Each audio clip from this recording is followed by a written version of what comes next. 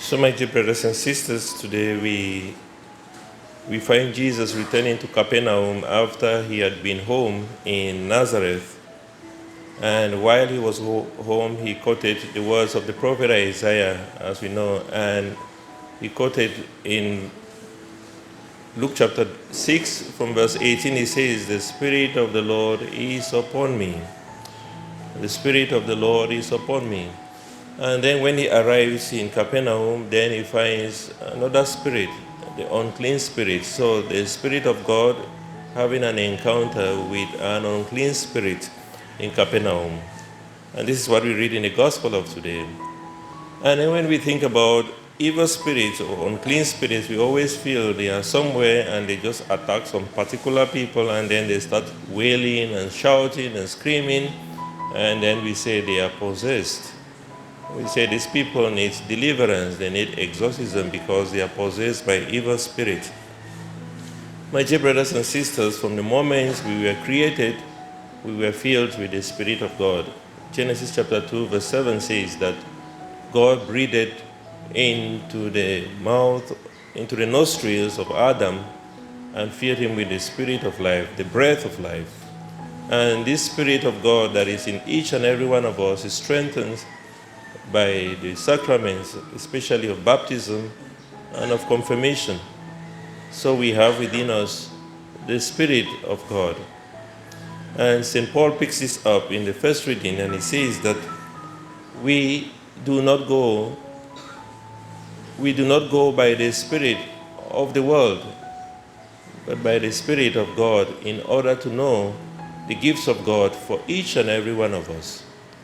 And therefore I say it is not just people who are possessed that we say they have an unclean spirit. We have encounters with the Spirit of God, which is already in us at all times. When we come to Mass, when we receive the Holy Eucharist, when we do good things, that is because of the Spirit of God that is in us. That is how we are able to do good things. That's how we are able to be good people. That is how we are able to reach out to people in different ways. But at the same time, we encounter every day of our lives the evil spirits, the spirit of the world. We find ourselves gossiping. That is no way a Spirit of God in us. That is no way from the Spirit of God. If we find ourselves lying, if we find ourselves fighting, we find ourselves not forgiving people who have hurt us, then we can as well say that we are possessed, because it's not the Spirit of God in us. And 1 John chapter 4 verse 1, John says that we should not trust every spirit as of God. Okay? Not every spirit belongs to God. Not everything that we hear belongs to God. I mean, at times we go to many people tell me, no, even in the quack doctors there is a statue of the Blessed Virgin Mary, there is a statue of the Sacred Heart and all that.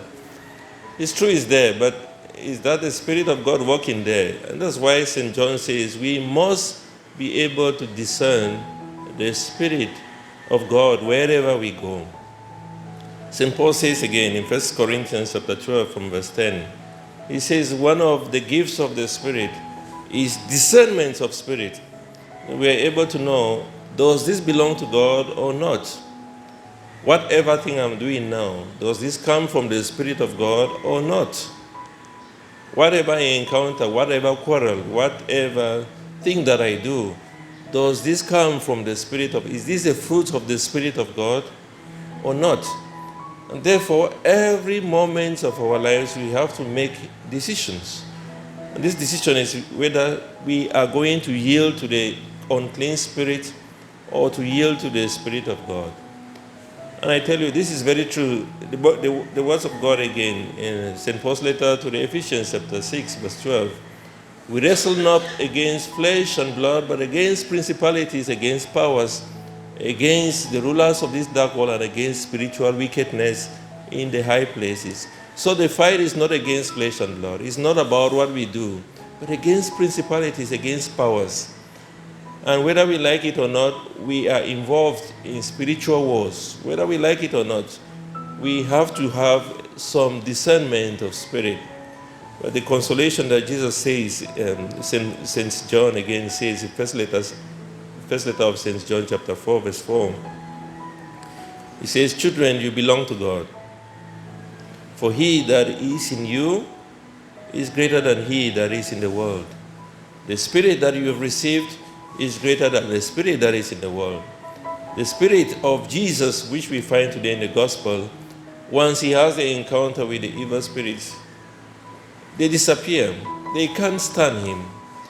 And whenever we receive the Eucharist, we are so filled with Jesus that no evil spirit, no unclean spirit can stand our presence.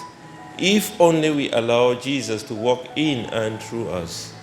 We all have the Spirit of God in us, but at times we also choose to go by the spirit of the world, discerning the things of the world, and say, no, it's the right thing to accept that abortion is possible, but abortion is good. That is not the Spirit of God.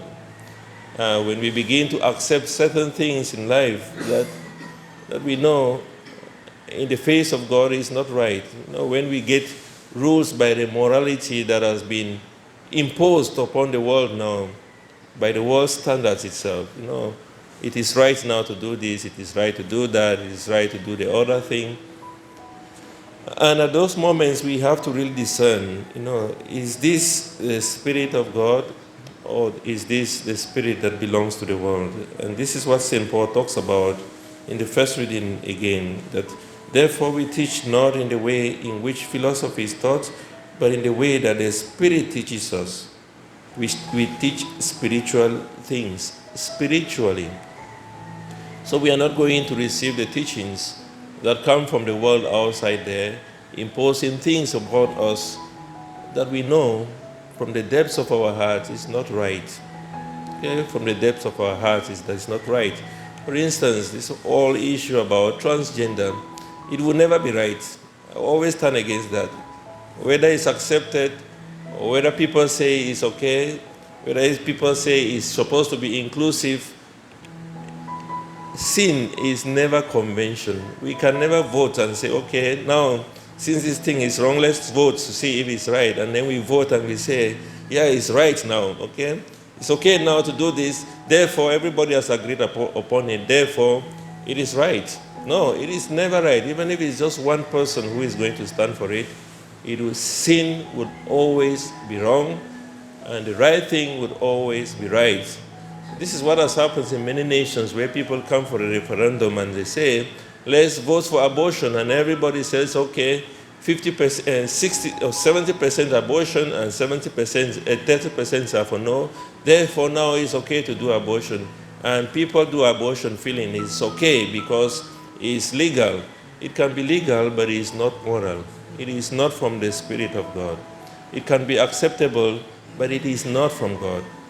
Not everybody who accepts, even if the majority accepts, it does not turn that thing into being right. It remains a wrong thing. And that is why St. Paul is very strong about this, that we all have received the Spirit of God, the Spirit that makes us to therefore to live the life of Christ himself, to be in accord with the Spirit that God has given each and every one of us.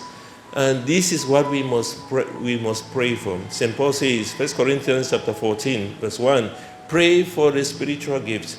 And these spiritual gifts he named in 1 Corinthians chapter 12 from verse 8 to 10. And one of those spiritual gifts is the discernment of spirit. That every decision you make, wherever you are, you would always ask yourself, does this come from God or does this not come from God? If you gather in a group of people who are talking against your neighbor, you must be able to discern, whatever thing I am saying here, is God going to be proud of me for what I say? Whatever thing I'm doing here, is it going to help the person we are talking about or not? And my dear brothers and sisters, as we celebrate the feast day of St. Gregory the Great, let us continue to ask for his intercession, that we may be able to move by the Spirit of God and know that he that is in us is greater than the unclean spirit that is out there in the world.